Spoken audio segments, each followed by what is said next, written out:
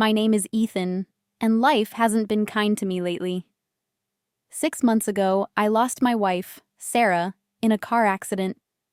She was my everything, my best friend, my partner, my reason to smile. Since then, I've been living in our house, surrounded by memories of her. Every room feels like a ghost of the life we once had. I've been trying to move forward, but it's hard when the past clings to you like a shadow. Little did I know, my life was about to take another unexpected turn. One that would shake me to my core. It started with a knock on the door. My younger brother, Liam, stood there with his fiancée, Mia. They had big smiles, but something felt off. "Hey, Ethan," Liam said. "We need a place to stay for a while. Can we crash here?" I was stunned. We weren't close, and they'd never asked for help before. But family is family, so I agreed. They moved into the guest room, and at first, things seemed fine. But soon I noticed strange things.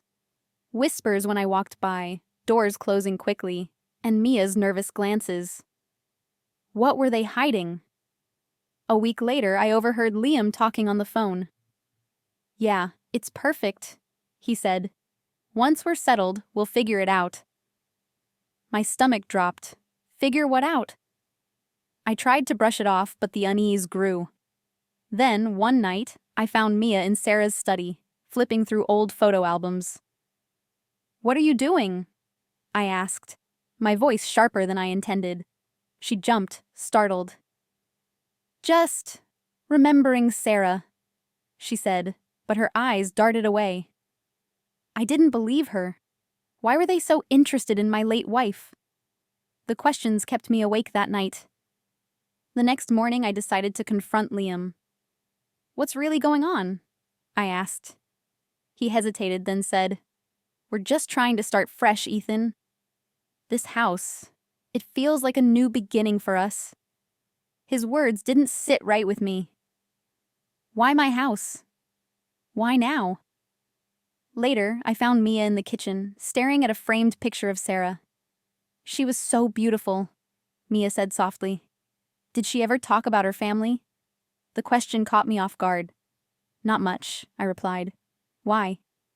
Mia just smiled and walked away. The tension in the house was suffocating. That evening, I went through Sarah's old belongings, searching for clues. In a dusty box, I found a letter addressed to me. My hands trembled as I opened it. "Ethan, if you're reading this, something has happened to me. There are things I never told you, things about my past. Please be careful." My heart raced. What was she talking about?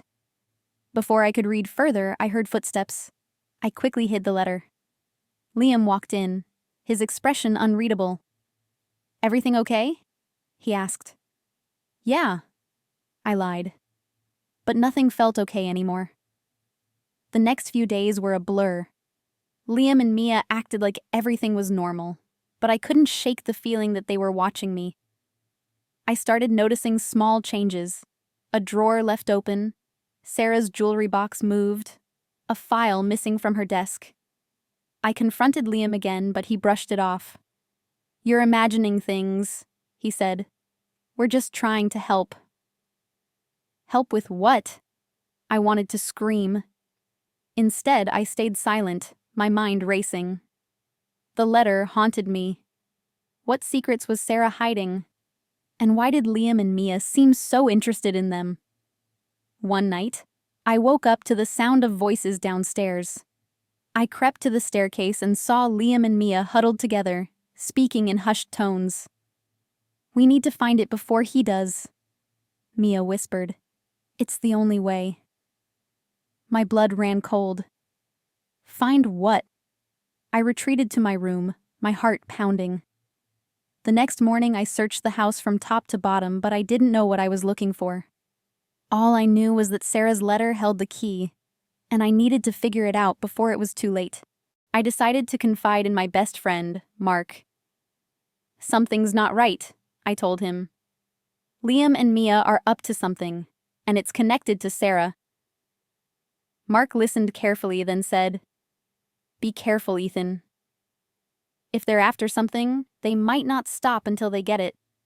His words sent a chill down my spine. That night, I locked Sarah's study and hid the key. But when I woke up the next morning, the door was wide open, and the room was a mess. Liam and Mia were gone, but they'd left behind a trail of chaos. I called Liam, but he didn't answer. Mia's phone went straight to voicemail. Panic set in. What were they looking for? I went back to Sarah's letter and read it again. "Be careful," she'd written. "There are people who will stop at nothing to get what they want." People? Did she mean Liam and Mia? I felt like I was losing my mind. Then I remembered something: Sarah's safe. She'd always kept it locked, saying it was for important documents. I'd never opened it, but now I had to. I found the key hidden in her favorite book. Inside the safe, I found a stack of papers and a small USB drive. My hands shook as I plugged it into my laptop.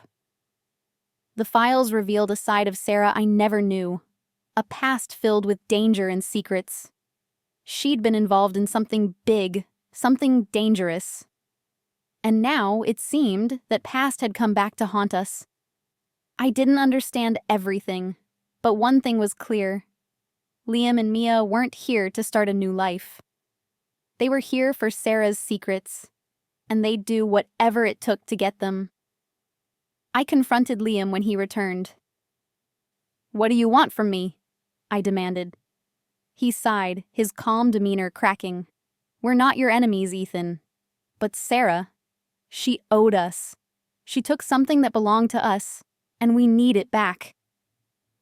I stared at him, stunned. "What are you talking about?" Mia stepped forward, her voice cold. "Your wife wasn't who you thought she was. She had a life before you, one she tried to leave behind.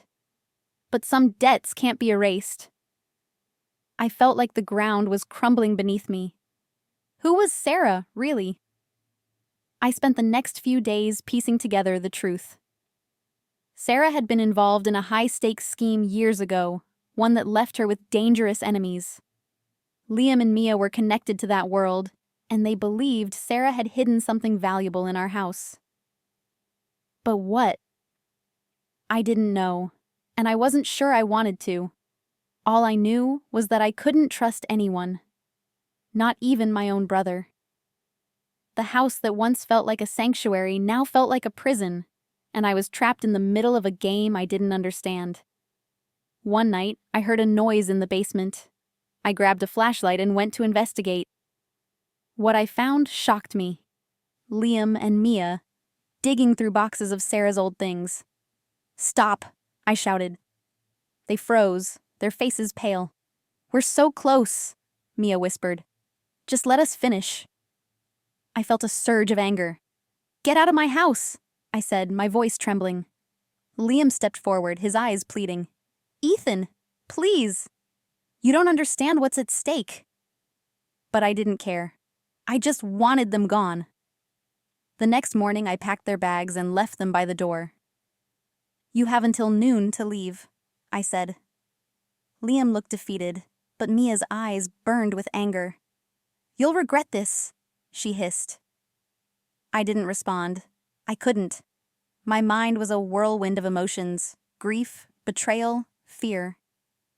After they left, I sat in Sarah's study, staring at her picture. "What did you get us into?" I whispered.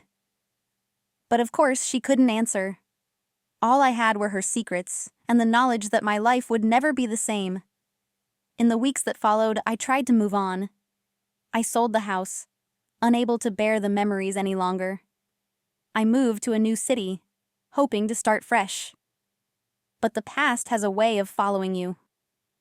One day, I received a package with no return address. Inside was a note. "You can't run forever." My heart sank. Liam and Mia weren't done with me, and neither was Sarah's past. I realized then that I couldn't escape. I had to face it head on. But how? I didn't have the answers.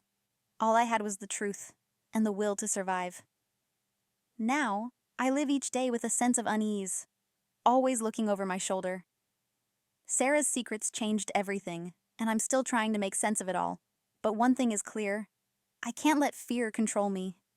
I'll honor Sarah's memory by fighting for the life we dreamed of, even if it means facing the darkness she left behind. The road ahead is uncertain, but I'm ready. For Sarah, for myself, and for the future I still believe in. The past may haunt me, but it won't define me. Not anymore.